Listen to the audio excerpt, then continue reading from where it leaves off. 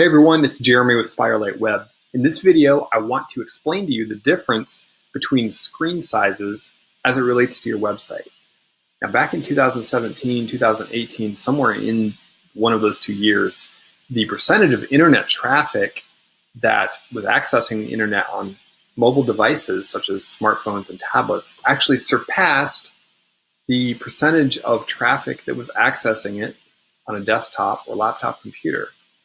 And so what that tells us is that right now, today, more traffic is coming to our church website on a mobile phone than on a desktop computer.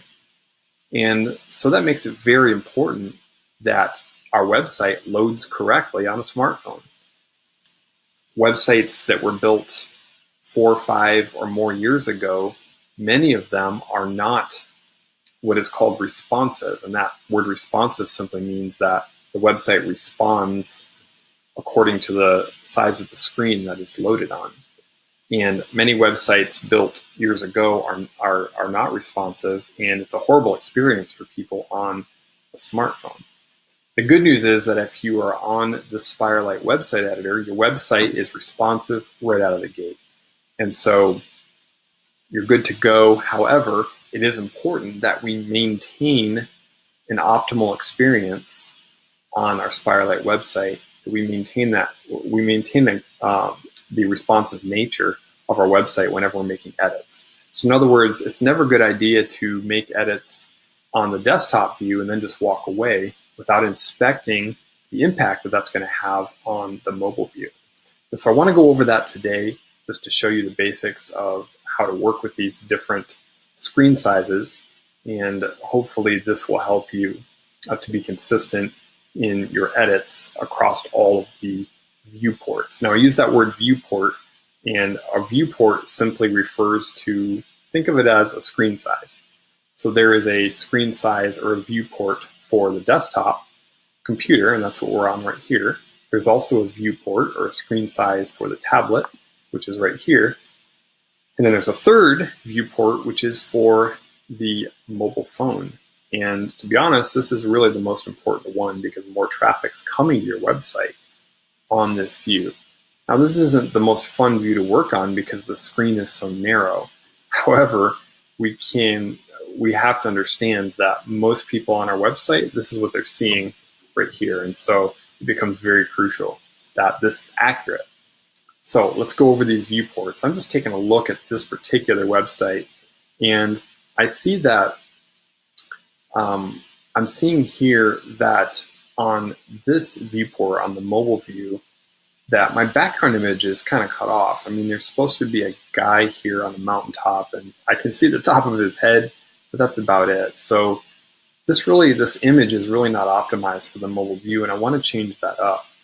So in order to do that, the best thing to do is going to be to actually edit this photo. I'm going to crop it so that the top part of some of the sky is cropped out, and I can see actually the image of the man standing on the mountaintop. So what I'm going to do is go up here to design. I'm going to go to site background per page, and here I will see the background image. Now look here, it says change effects mobile.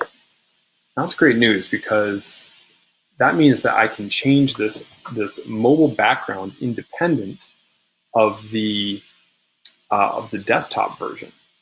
And so I don't want to crop this image on the desktop version because it needs to be nice and wide, but I do want to crop it on the mobile version.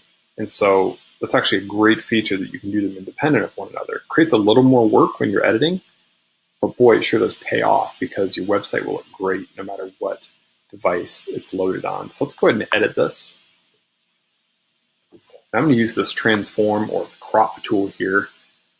I'm going to make a custom crop. It's not quite going to be square, but I'm going to make it maybe about right there.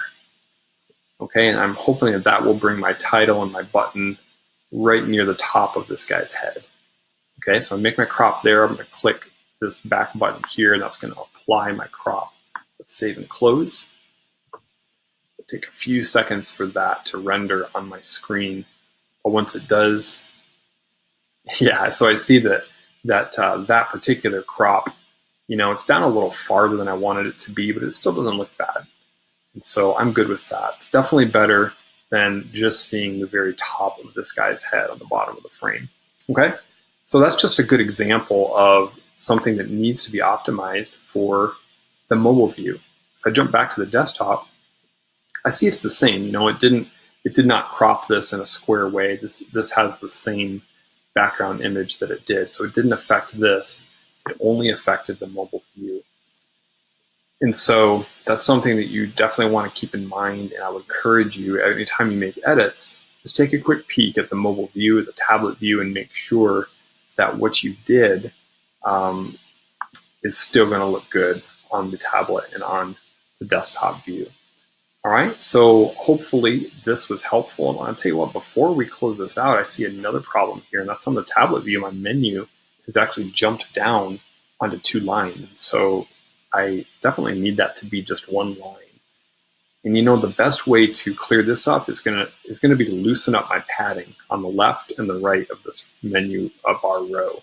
So I'm just gonna click on row, edit design, spacing, and then let's loosen this up. Let's say to 10 pixels on both sides. All right, and I see right away that actually fixed my problem. Pretty simple. But that's just another example of how important it is that you check all of your viewports.